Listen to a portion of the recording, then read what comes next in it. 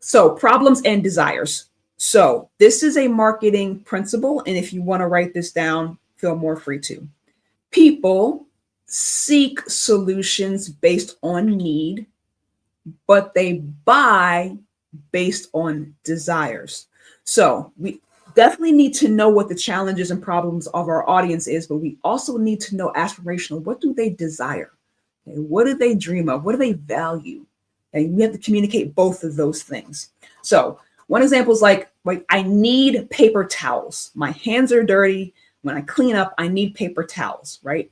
But I'm going to buy it based on my desires. So they are tough, super absorbent. They are sanitary. They don't dry my hands, right? Those are desires. Okay. So we seek solutions based on need, but we buy them based on desires. And we need to understand both and be able to communicate both. So 4 types of problems.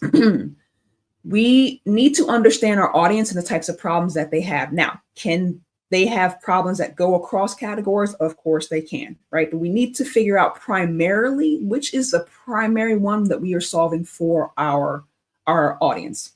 So first we have functional problems. Functional problems are very logical and practical in nature, right?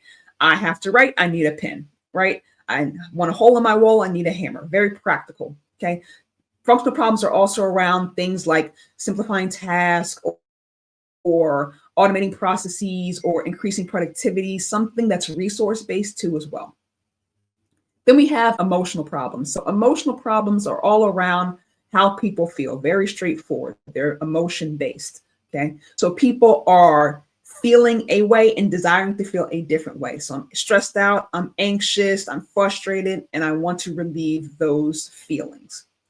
Then we have cognitive problems. Cognitive problems are not mental issues. Cognitive problems revolve around a knowledge gap. So something you don't know and want to learn, or a skill of some sort. So I want to learn how to bake. I want to learn how to play the piano, right? Those are cognitive problems. They're really knowledge or mental stimulation based.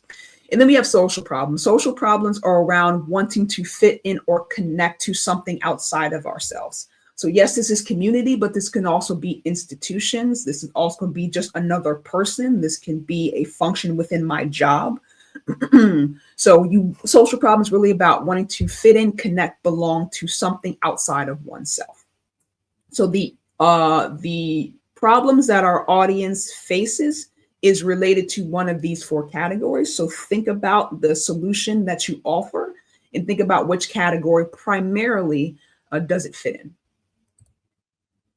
Okay, so here is a list, not an exhaustive list by any means, but a list of the types of problems based on category that your audience can have. And just take a moment, look over the list and jot down which ones, there could definitely be multiple, align with your audience's primary problems, okay? If you don't see anything on this list, this is okay. This is to get your brain working and think, hey, something related to that or similar to that in this particular category could fit into the type of problem that my audience is dealing with, okay? So just quickly there, take a few minutes, look it over, and jot down anything that you see on this list that could relate to the problems that your audience is seeking. So we have problems and then we have desires. So we want to speak to our audience's desires, okay? That's how they buy. There are also 4 categories of desires. Again, can your audience have desires that go across categories? Absolutely, 1,000%. And it's normal for them to do so. The thing that we want to be able, this is all about communication, okay? So we can't communicate a bunch of different things that gets confusing for the audience. So we do have to pick a category that we want to focus on. So practical efficiency. So again, the type of desires people want is just something that makes their life easier, right? Something practical, easy, saves me time, money, energy. It's very practical. I just need this thing, helps me out here. That's all I want. They also want emotional fulfillment, okay? So things that make them happy or feel free or feel confident or feel secure. Oftentimes businesses mistake a practical or functional desire for an emotional one. So you think it's practical, but it's really emotional. I give the example of like a home security system, like a Ring camera, right? You think it's really about making the home secure, but it's really about a feeling of a sense of security, right? I want to feel secure. So it's really an emotional a desire, not really a practical one. So if you think you have a practical one, think a little harder. It may be emotional, potentially. The other category of desire is aspirational. So the aspirational growth is all about the self. I want to self-improve. I want to be better. I want to be more attractive. I want to improve my own personal status. Okay. So the aspirational growth is really about improving the self in some way. And then we have social impact. So social impact is really about the greater society. So again, this is outside of ourselves. So we want to connect with or contribute to a bigger purpose. And this can be, again, this can be institutions, this can be businesses, this can be community, this can be the environment, right? Anything that is outside of ourselves that we want to connect to or have an involvement in is to social impact. Okay.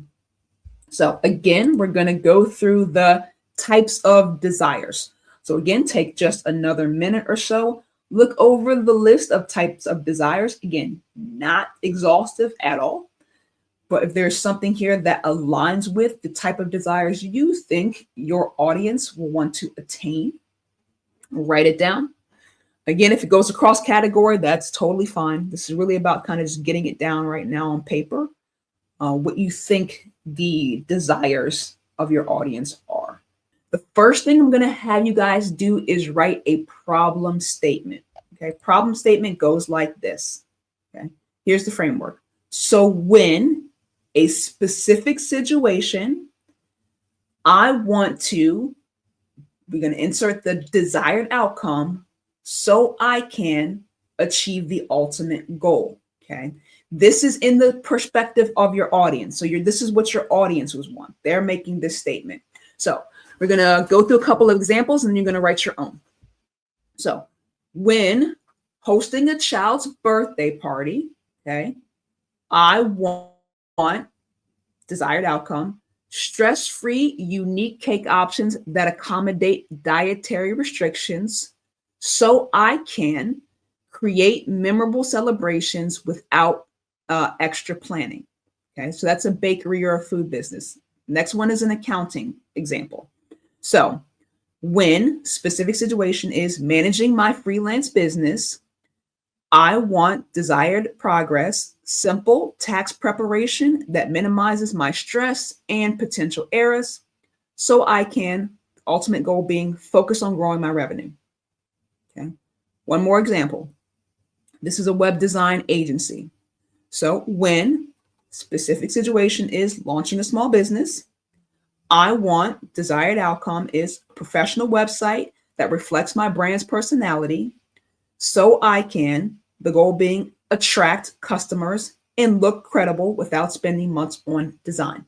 Okay, so that is the framework. So I'm going to give you guys a couple minutes. You're going to write your problem statement. When specific situation happens, I want to, the desired progress so I can achieve the ultimate